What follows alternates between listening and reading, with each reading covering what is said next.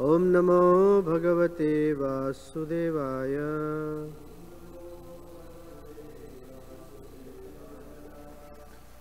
Where is Keshav Kishore? Is he not in the temple?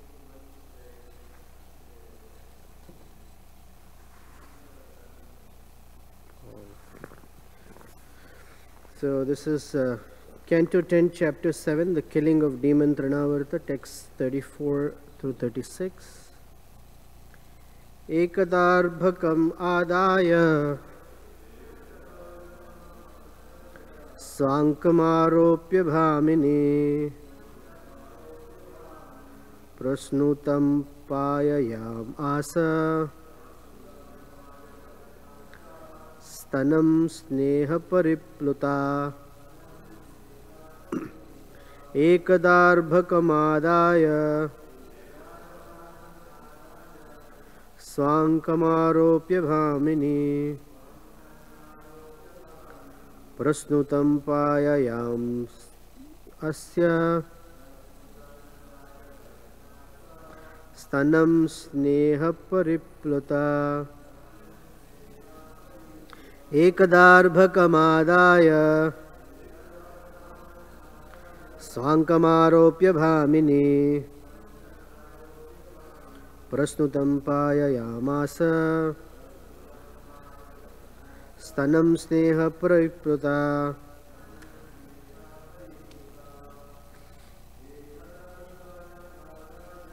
Ekadarbhakamadaya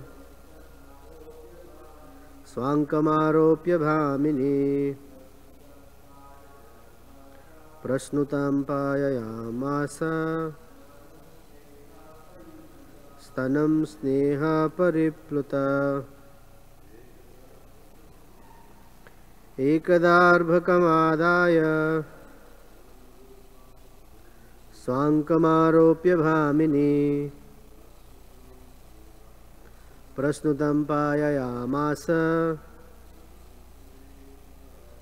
Stanam sneha paripluta Mataji Ekadarbhakamadaya Svankamaropya bhamini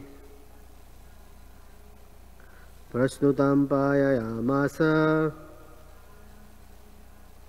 Stanam sneha paripluta Ekada, once upon a time, Arbhakam, the child, Adaya, taking, Swa Ankam, on her own lap, Aropya, and placing him, Bhamini, Mother Yashoda, Prasnutam, breast milk oozing out, Payayamasa, fed the child, Stanam, her breast, Sneha paripluta, with great affection and love. 35 and 36 also, but they have a purport, so I'm going to read 34, 35 and 36. One day, Mother Yashoda, having taken Krishna up and placed him on her lap, was feeding him milk from her breast with maternal affection. The milk was flowing from her breast and the child was drinking it. O King Parikshit, when the child Krishna was almost finished drinking his mother's milk, and Mother Yashoda was touching him and looking at his beautiful, brilliantly smiling face, the baby yawned, and Mother Yashoda saw in his mouth the whole sky, the higher planetary system, and the earth, the luminaries in all directions, the sun, the moon, fire, air, the seas, islands, mountains, rivers, forests, and all kinds of living entities, moving and non-moving. Purport. By the arrangement of Yoga Maya, Krishna's pastimes with Mother Yashoda were all regarded as ordinary. So here was an opportunity for Krishna to show his mother that the whole universe is situated within him.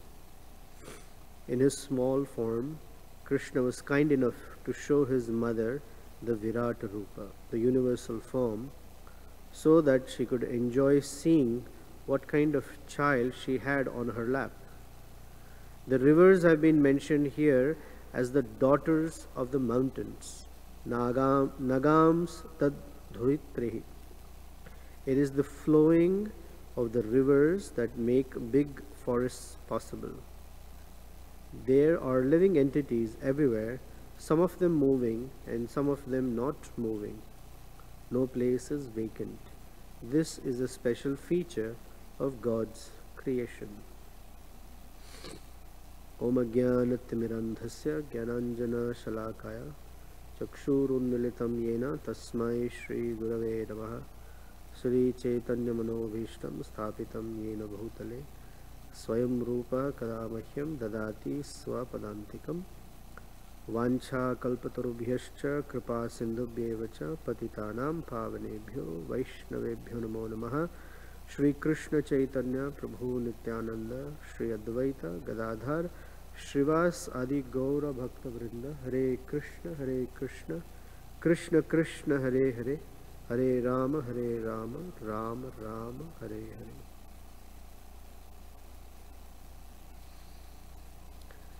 Hare. So the narration of Krishna's pastimes is transitioning from one event to another event,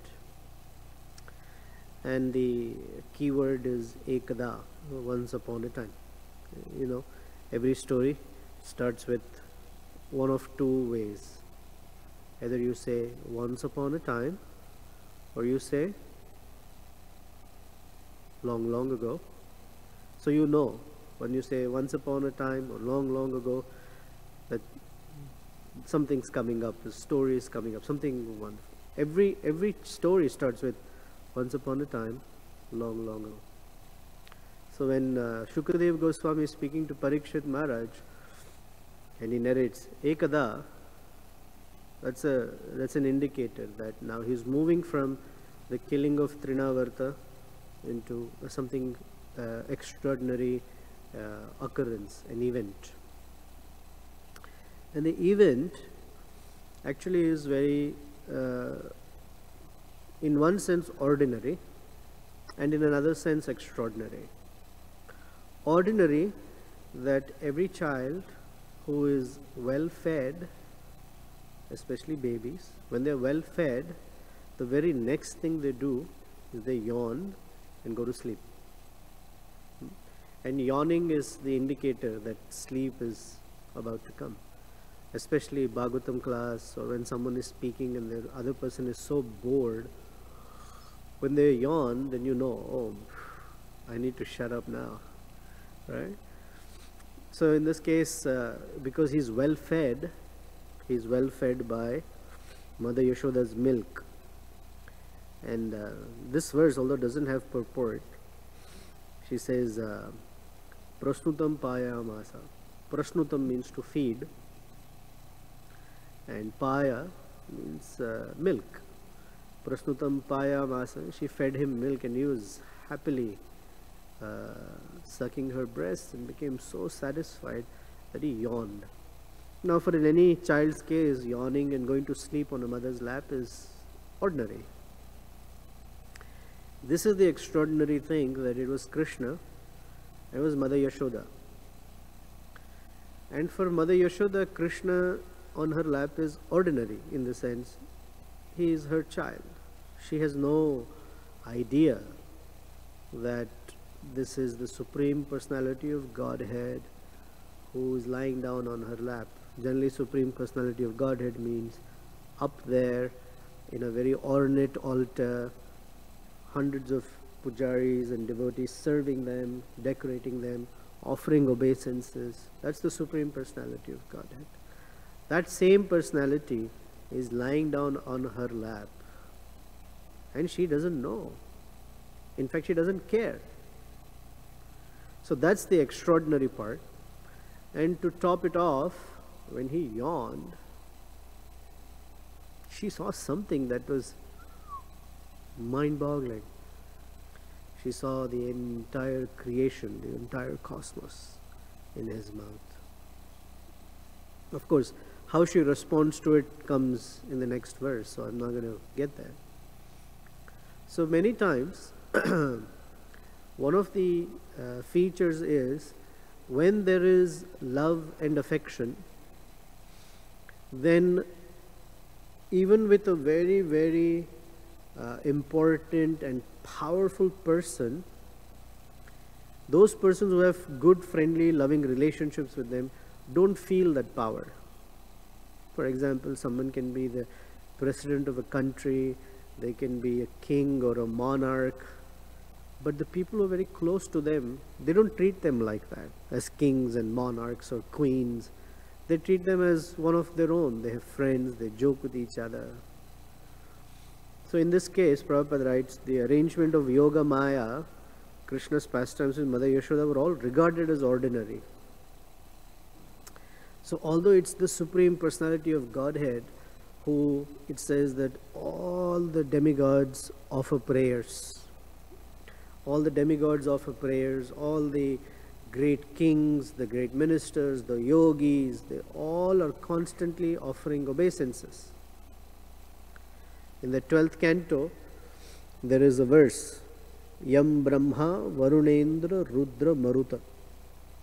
Yam means he who is worshipped by Lord Brahma, Rudra, Lord Shiva, Varuna, the Lord of all the waters, Maruta, the Lord of all the winds, the wind god, Yam Brahma Varunendra Rudra Maruta, Stunvanti Divyai. Stunvanti means they're constantly reciting prayers of glorification.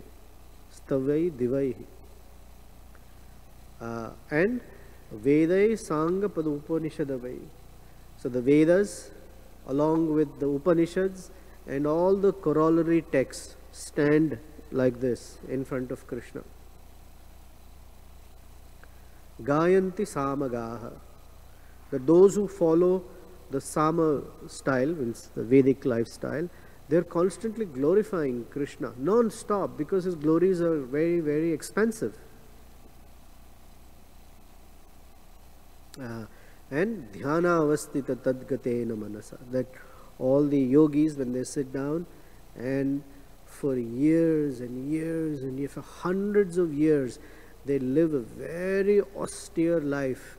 They don't eat, they don't sleep, they don't drink, they have no other engagement, no other activity. They put their body and mind through such intense austerities for a moment of vision with Krishna. Such persons cannot get Krishna, but here is he lying down on Mother Yashoda's lap. Later, when Krishna is a young boy and is playing with his friends, Shukadeva Goswami says, Nivrita Tarshair Upagiyamana. He says that Krishna is playing with all his friends. These friends are not ordinary people. How many lifetimes of devotional service they must have executed that they are now playing with him. So it's not at all ordinary that Supreme Personality of Godhead, who is impossible to achieve, is now lying down on Mother Yashoda's lap and behaving like an ordinary child. That's the wow part. That's the wow part. How Krishna gives himself to his devotees. And a baby, like I said last time I was here, a baby is completely dependent on the mother and father for carrying from one place to another, for feeding, for taking care, for cleaning, for bathing, for anything. The baby cannot do anything on their own. Of course, Mother Nature is digesting stuff, but otherwise, out there in the external world, they cannot do anything. In fact, small babies cannot even turn their heads so easily without support under their neck. And slowly and slowly, is so dependent. And Krishna becomes like that in the hands of his devotees, so dependent. He stands there, so dependent seemingly, that we have to offer arati, offer abhishek, bhoga, make sure that he gets to rest on time. We don't make any noise during, when he's resting. We're constantly trying to care for him. Although our caring for him is for our good, because we're still practitioners of Krishna consciousness. And this is for our good. But in Mother Yashoda's case, she's genuinely taking care of him, and he's allowing her to take care of him. So, once in a while, Krishna shows her and shows us, so that we don't forget that we're dealing with the Supreme Personality of Godhead. So he yawned and showed her the entire cosmos. Once in a while, Krishna also shows us, I am God. Although our sensibility of Krishna as God is a lot to do with our philosophical understanding. In our heart of hearts, we may or may not fully grasp that. So I shouldn't say we, I don't fully grasp that. And the evidence of it is that when difficulties come or challenges come, I may say, Krishna, help me, and that's coming from my head, but in my heart, I'm trying to figure out ways by which I manage the problem. No, it doesn't mean I don't do anything about it. That's not my theory. All I'm saying is I don't have the full sensibility that, oh, I'm in Krishna's shelter. I say it, I think it, but I have to live it too. And that's the path, that's the process that we've been trying to feel it, that Krishna is there to take care of me. And so from time to time, he has to demonstrate it for me. He has to show it. I'm there, I'm taking care of you. Oh, thank you, that's so amazing. Krishna took care of the situation so well. So in many cases, although we are serving Krishna, we always look for when Krishna will step in and do his part of the deal. So although he is the master, we're always looking for situations where he will end up being the servant. He takes care of situations. But he takes care of certain things in such wonderful ways that we're like, wow. So he shows, I am God. So in this case, when he yawned, he showed Mother Yashoda, do you understand who's lying down in your lap? And for her, she's astounded. Wow. And gives a list of what all she saw. She saw the whole sky, the higher planetary systems, the earth, the luminaries in all directions, the sun, moon, fire, air, seas, islands, mountains, rivers, forests, and all kinds of living entities. So the reason this is detailed this way, if it was said that she only saw the sky, then it's only part of creation. So Shukadeva Goswami is identifying that it's not just part of creation, the whole creation she saw. Mountains, oceans, rivers, forests, living beings, sky, air, fire, everything, the luminaries. Now, let's say we want to see the whole of planet Earth. There are two ways of seeing it. One is you travel around the Earth, correct? That's one way. Another way is you go up in space so you can see the Earth planet. But there is no way, even if you are up in space, to be able to see the entire universe. Okay, it's not possible to see unless we are so far away from the universe to see it, because the universe is very big. We cannot be outside the universe to see the universe. But Mother Yashoda, sitting right there, was given a vision of the entire universe. So was Arjuna. And therefore in the Bhagavad Gita, in 2 places, in 11th chapter, there is a word that's used, sthanur, meaning being situated in the same place.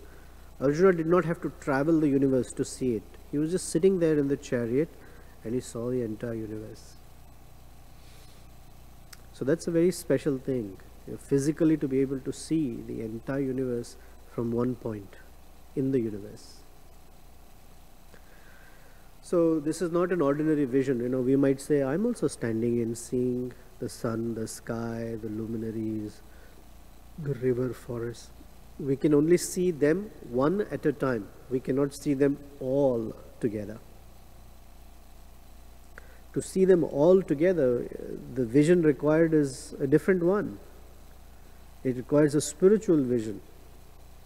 So in the 11th chapter of Bhagavad Gita, Arjuna asks Krishna, can you show me that feature of yours? And Krishna says, these ordinary eyes are not enough. You need a spiritual vision of it. But our material eyes are limited. Then Prabhupada says, Krishna was kind enough to show his mother the Virat Rupa. So the Krishna was very kind. So Krishna's kindness is that once in a while he shows us, I'm there for you. I am here to protect you.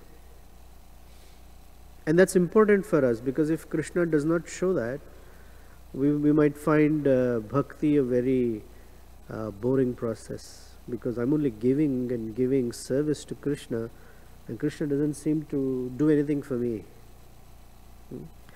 Because we start from a very selfish point of view. Even if our bhakti right in the beginning is supposed to be selfless, we notice that everything we do is part of scorekeeping. We keep a score. I did so much. How much did Krishna do for me? And part of it is we don't notice all the things Krishna does for us because we're unaware. So we want Krishna to reciprocate in certain ways so we can understand, because we are quite the dummies, if you will. So there are a series of books, Accounting for Dummies, Programming for Dummies, Finance for Dummies. So like that, there is Krishna consciousness for dummies, in the sense Krishna has to dumb it down, has to do something so, I guess, grossly perceptible to say, oh yeah, I got Krishna's reciprocation. For example, if you're standing near the altar, if someone gives us a flower, we think, Krishna reciprocated with me. But if he didn't give a flower, we might say, no reciprocation today. The fact that we're standing in front of Krishna and his glance is on us is enough, is more than enough. But we may not see it because we deal in the world of physical things. So for us, unless there is some physical way in which we have received something, we can't necessarily understand how we're being nourished by Krishna. So the path of bhakti is such that our teachers, the great acharyas and the spiritual master, show us to go beyond that physical sense of exchanges to the more subtle and spiritual side of reciprocation, because it's a relationship, and the relationship primarily means that there is commitment from both sides. That's a relationship. It's not necessarily give and take only. Of course, that's there. Prabhupada said loving relationship means love and trust, give and take. So Krishna is already giving, no problem, and taking, that's fine. But sometimes we think, he's not giving enough or not giving at all. But what we fail to understand is that Krishna has already given himself. And the whole path of bhakti is for us to repay back. Generally we operate with the mentality that I have given and I'm waiting for Krishna to repay. But actually it's the other way around. Krishna's already given himself. He's waiting for us to repay. How? He's already extended himself as the spiritual master. He's already extended himself as the teachings. He's already extended himself as the association of devotees, prasadam, the whole 9 yards. He's already extended himself. The ability to access him so easily. I mean, who would ever imagine that given the background that I have, the kind of mentality I have, that I can be so up close and personal, as they say, to touch him and dress him. My gosh, that's just unbelievable. If I were living in the old Vedic India, I probably would get darshan of Krishna from 10 miles away, because I would not qualify to even come within 10 miles of, the temple's precincts. But Krishna is not like that. Krishna is very inviting. I'll tell you a story of Udupi temple. I'm sure you know this. In South India, on the southwest coast of India, is a place called Udupi. Udupi.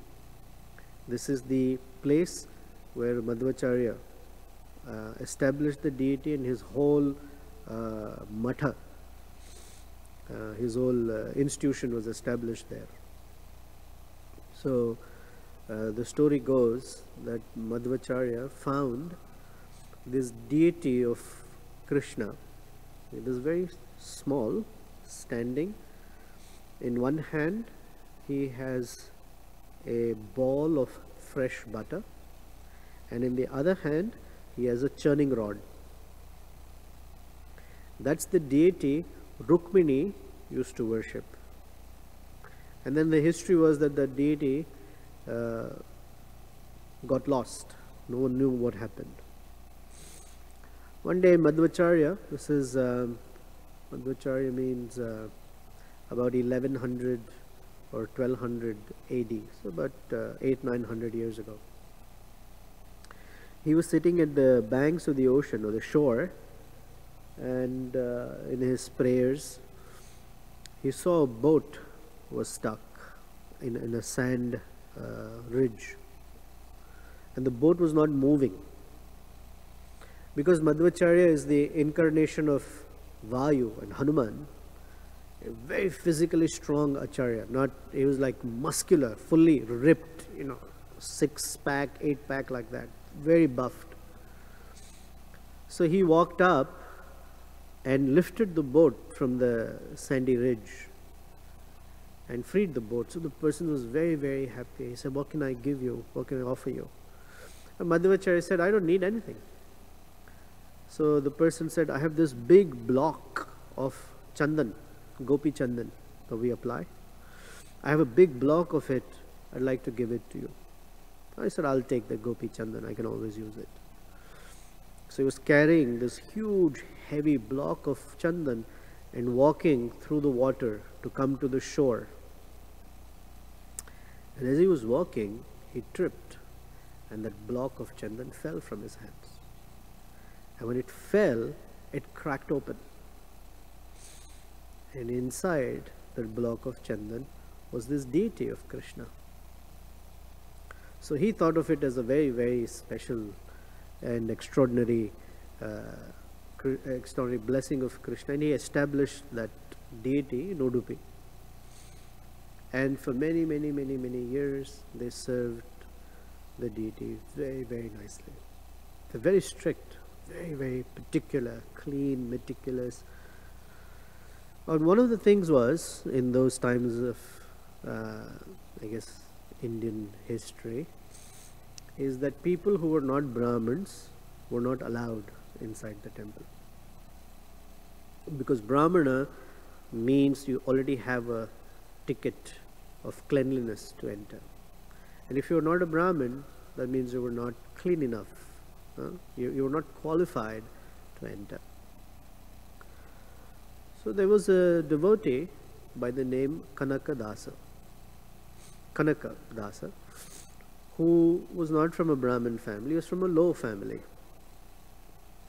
And But he was such a dedicated devotee of Krishna. So every day he would come to the temple.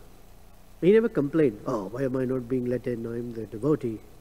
So he would come to the temple, stand behind the temple, and sing songs all day and go away. Like we have a window here behind the altar. In the temple of Udupi, right behind the deity, there is a latticed window. And so from afar, he would, while he was singing, he would stand on his toes to get a glimpse of the back of the deity. And that was enough for him. He was happy to see that. And every day he would sing songs, and they would not let him come into the temple. So one day, because he used to do this every day for years and years and years, one day, when he went up on his tippy toes, trying to get a little glimpse of the back of Krishna's deity, that deity turned and showed him his face. And when the pujari came and opened the door, instead of seeing the deity's face, he saw the back of the deity because the deity had turned. And to this day, that is how the deity is. If you go from the main door, you only see the back of the deity. So you have to go around, and through the window that Kanakadasa saw, everyone takes darshan. So Krishna showed that I am conquered by affection and devotional service. And so that was a big reciprocation. And such a great personality, in an ordinary way, is playing on Mother Yashoda's lap and showed the universal form to Mother Yashoda.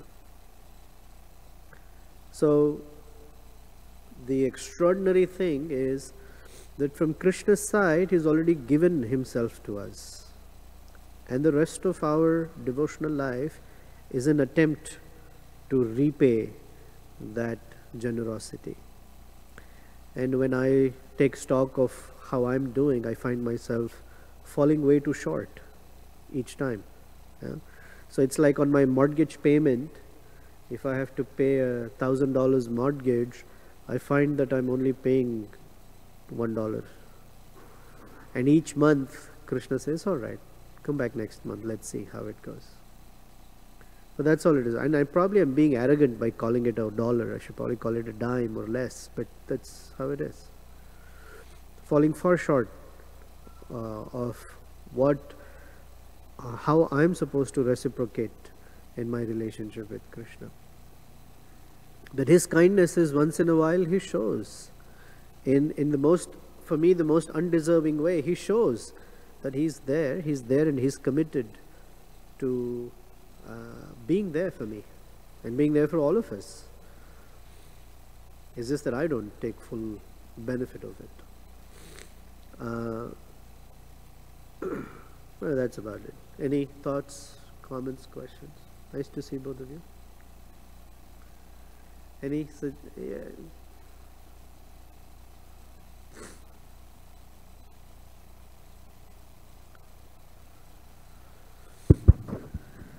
Hare Krishna, Prabhu, thank you for your class. I don't really have maybe comment or maybe a quote from Bhaktisiddhanta that I appreciated regarding your story, and a question maybe you collaborate on. How the devotee who wasn't allowed in the temple, the Lord turned to him because of his sincerity, basically. And of course, Bhaktisiddhanta said a famous quote, but I like the way that it's put in Bhaktisiddhanta Vaibhav, the seer and the seen. Bhaktisiddhanta essentially says he basically didn't have his glasses while looking at the deities. Of course, you know the story. Then the devotee said, "Can I get you your glasses?" And he said no, because he basically enlightened them with darshan is, seeing the Lord. He says, it's quoted, it says, we should not think of the Supreme Lord as an object of our vision. Instead, we should meditate on how we could acquire some qualification to become worthy objects of his vision.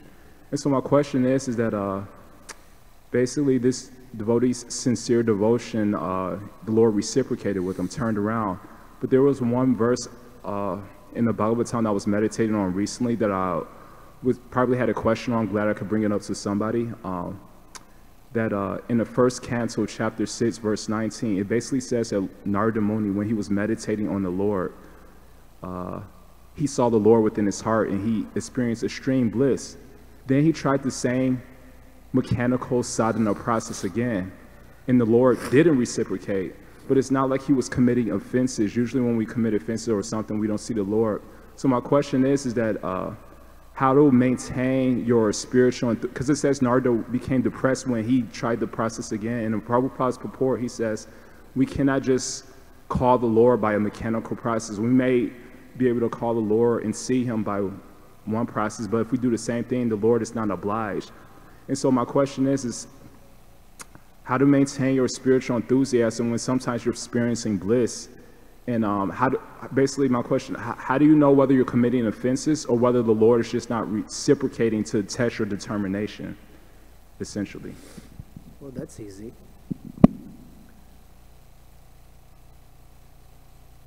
If there are offenses, then we lose our interest in devotional life or devotional service. Not only do we lose interest, we become inimical. We become apathetic to the process of devotional service. However, if there are no offenses, one is sincere. It does not mean that Krishna becomes our servant. One of the aspects of pure devotional service is it's very difficult to achieve. Krishna can always encourage. It is said that from the 9 stages of devotional life, Adav, Shraddha, Sadhu Sangha, Bhajana Kriya, usually from the time of Adav, Shraddha up to Anartha Nivriti or the next stage of Asakti, in most cases, when we say reciprocation, it's actually not reciprocation, it's encouragement from Krishna.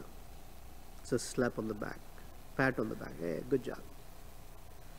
Reciprocity starts after, because that's when we enter a relationship. Until then, it's not so much relationship per se. We're just trying to form a relationship, but that relationship is heavily laced with some selfish motive. I want freedom from distress, I want freedom from poverty, I want something. That's what it's mostly governed by. I don't want any distress. So in terms of whatever reciprocity we get, a flower from here, or something here, a hug from there, whatever, each of us has different ways in which we see it. Those are all encouragements. At least that's how we're supposed to see it. They're encouragements. When our heart is free of I want something and is mostly with I only want to offer my service to Krishna, that's when reciprocity begins. And so in the case of Narada, that young boy, it was reciprocity because it was a very special dose of mercy. And the Lord even says it to him. This form that you're seeing, you will not see it again ever in this lifetime. This is it. But that one little moment where he could grasp that form made him dedicate his entire life in pursuing it, knowing he's not going to get it. That's the greatness. If I were told, oh, Das, Nityananda Pran Das, this is one time I'm going to give you some mercy. After this, you can never see my form again. I'm like, okay, let me look for something else. Right? But he knew he will never see that form again. He kept looking and searching the entire lifetime, from the 5-year-old boy till he became, of the age that he would leave his body. He didn't see. And that was fine for him, because that one stroke of mercy was so big that he had to dedicate the rest of his life in feeling grateful of repaying for that mercy. So that's how I started that we think that devotional service means, in the beginning I offer service to Krishna and then Krishna starts repaying back. But that's not how bhakti is. Our process is of mercy. We already received the mercy and then we dedicate our entire life trying to repay it.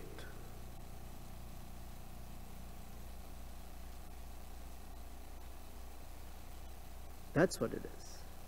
And when we understand that, then it makes sense. Otherwise, like, when will Krishna, when will Krishna do this for me? He's already done. The question is, when am I going to do it? Therefore, Bhaktivinoda Thakur's song of Kabe Habe, when will that day be mine, is all a receipt of how wonderful Krishna has already been to me. When will that day come when I will have an interest and taste in these things?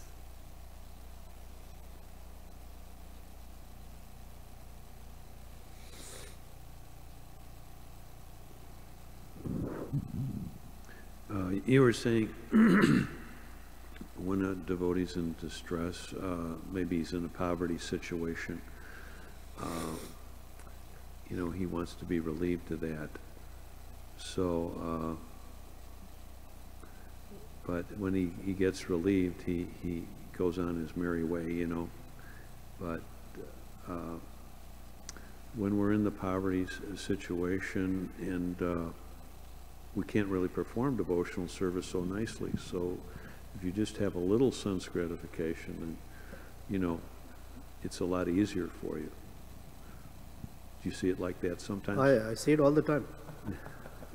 Why only little? For me, I need a lot more to be able to do anything. I remember Hridayananda Raj says they just need a whole life of sense gratification before they even consider this. He's talking about me. And then I was thinking of Prithu Shrava said something a few years ago and kind of stuck with me. And he said, this used to be a giving movement. Yeah, now it's a taking movement. That's a very profound statement. I appreciated what he said. And then Romapad Swami said, oh, wow, this kind of reminds me of ISKCON the way it used to be. And that just kind of, came to mind, Thank you. What is it about ISKCON the way it used to be? Pardon me? What do you mean, it reminds me of ISKCON the way it used to be? Well, he came in and the kirtan was roaring, and he saw that the devotees were very enthusiastic, and he just kind of, he said that, So I thought that was... I've been reading, although not regularly, I've been reading Vishakha Mataji's book, 5 years and 11 months. Yeah. Have you read it? Well, parts of it. It's one of the best books I've ever read. Just the way she writes is so marvelous and so visual in her writing. She draws a picture for me. Very amazing. I've had a wonderful time reading, especially the first part was just fantastic. And she writes about the enthusiasm of the devotees and how they were and how they would live. I said this last time. Prahlad was narrating to me that Ritadvija Maharaj, you know him? Who? Ritadvija. Oh, yeah. Ritadvija Maharaj, who's in Dallas. So he was sharing that when he was a brahmachari in the temple, they had no concept of these are my clothes. I don't know if you went through the same. They would have a big bin, one bin for kurtas, one bin for dhotis, and one bin for kopins or something. And each day you take a shower, you come out, and whatever you got from the bin, that's what you wore. So one day the shirts would be all tight like this, because that's what you got. Another day it would be loose. Because the guy next to you would be wearing something totally not his size, but they never said, hey, can we exchange? They just lived like that. It didn't matter to them. It was part of the mentality. whatever it is. But the point was, why would they continue? And unless they were getting something, it only sound, if you don't know what's going on inside, you might think of them as cuckoo. Like, why would you live like, why would you do? But there was something else that was nourishing and feeding them. It was mostly their relationship with Prabhupada. So that's the thing, that most of you have dedicated your lives for serving Prabhupada. And many of you haven't even met or had any interactions with Prabhupada. How many interactions did you have? Pardon me? How many interactions did you have with Srila Prabhupada? Well, just when he was here, he was here for class. Seeing him from afar, right? That's about it. And Prabhupada said he only met his spiritual master 4 times, right? Right. Yeah, I met my spiritual master hundreds of times. I don't have that. Something that you guys had with him is very amazing. So, in that sense, we're very, very honored to meet persons like you, and then others who, something that keeps driving them 40 years after Prabhupada's not being around. Well, it's kind of the training. I understand, but it's not just training. You can train a soldier also. But it's the training of how to see love and affection. That's the thing. And that's very important, very powerful. So thank you. Thank you for being such beacons of wonderful service and love for one's spiritual master. Although we don't say it often. Thank you. What else? I mean, the alternative. What is the alternative? Many Life. wonderful alternatives. But for you, that's the point, that those are very faded and they don't have value. So, thank you. Yeah, sure. You were mentioning Hanuman, Madhvacharya's, the incarnation of Hanuman. Vayu. Huh? The incarnation of Vayu. Oh, okay. That cancels out my point then. Maybe I'll try to fit it in. In this verse, it mentions the universal form was, you were mentioning selfish. I'll kind of relate to, maybe collaborate on it, but this point mentions the universal form, how Krishna fit the universal form in his schedule. And one thing that I keep in mind is that, because I never had coming to Bhagavatam before, I like to do my own thing, like he said, your sense gratification program. And, but I realized that if one point I appreciate about this pastime I always meditate on is that if Krishna could fit the universal form in his mouth, then it's certainly possible for us to fit the Bhagavatam or some Krishna Katha in our schedule. If we ask Krishna, he could arrange it.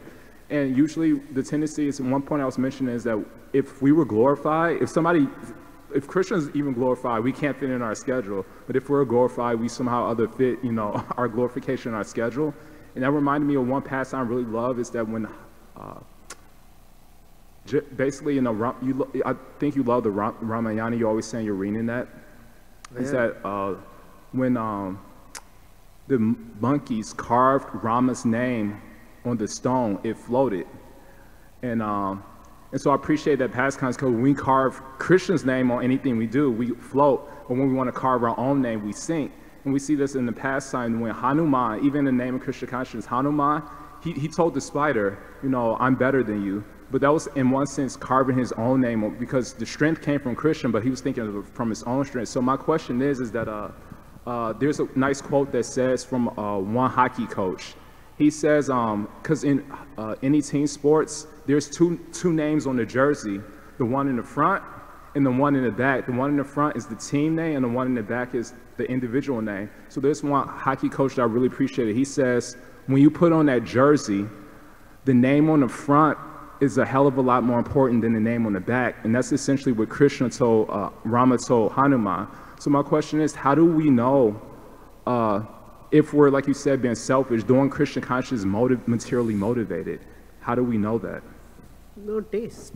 Selfishness doesn't have the same taste and satisfaction as selflessness. And one wouldn't know the difference until one has done both. So if only I've done selfish things, and it's very tasty because it gratifies the ego, I don't know the taste of selflessness until I've tasted it. Right? So, in the early part of our bhakti, it's the tug of war between selfishness and selflessness. Although our heart says that selflessness has a wonderful taste to it, we're constantly pulled by selfishness because the false ego plays a very big role. That's why Prabhupada's whole point was you constantly have to think of yourself as a servant. Then you see everything in the right perspective. When you see as an enjoyer, it's very different. So, servant and enjoyer, just the words itself, enjoyer means selfish, servant means selfless. So, unless we try both, we won't know. Therefore, even the Upanishads say, knowledge and nescience, you have to see them side by side. Happiness and distress, side by side. Selfishness, selflessness, side by side. Then you can choose, oh, I don't want this, I want that. Otherwise, we wouldn't know. How would you tell a selfish person that selflessness is far more joyful and fun? How do you say? Unless they try.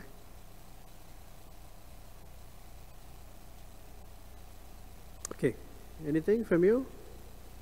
Okay, thank you very much. Srila Prabhupada ki jai, Srimad Bhagavatam ki jai.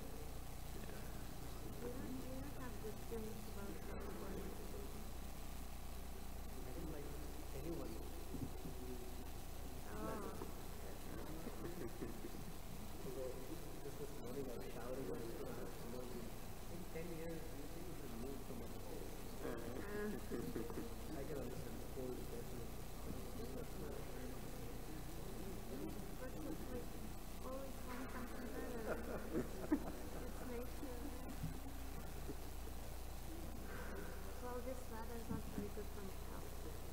So I hope it's gonna get better in California because the air is dry and the ocean air is out there. Yeah.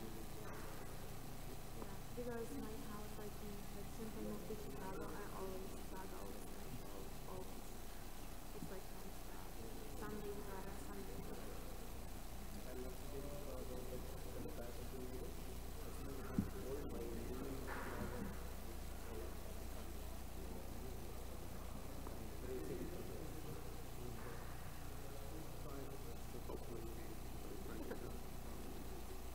You like coconut?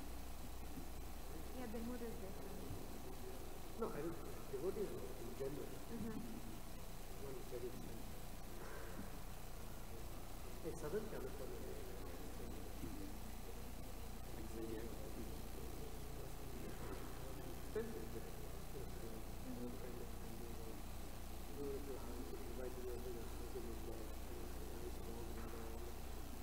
very expensive. So I never know.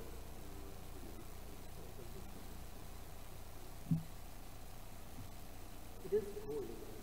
Yeah, Not like warm, it's not very but they don't have They have winter. more warm there. Their winter is like this is their winter. So you have like 40 down to only. Yeah. If you don't like it, you come back. Yeah, we only have this for 11 Okay, I months. hope that you don't like it. Thank you for your blessings. How is it? I'm alright. How's the business going? It's better than what it was. It's a UPS store? You should have Hey, this is this. You should put some money. because before you can buy something. No, you can. Yeah, but just see. That's how much is on the product.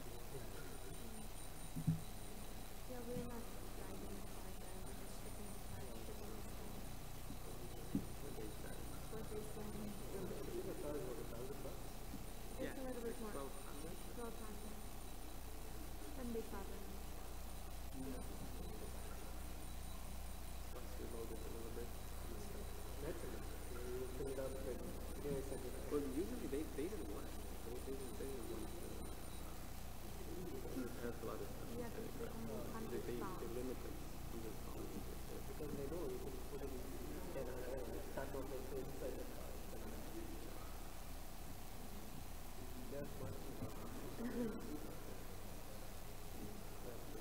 Anyway, I'm very happy to see you. I have mixed feelings. Happy to see you and sad to see that you guys but I hope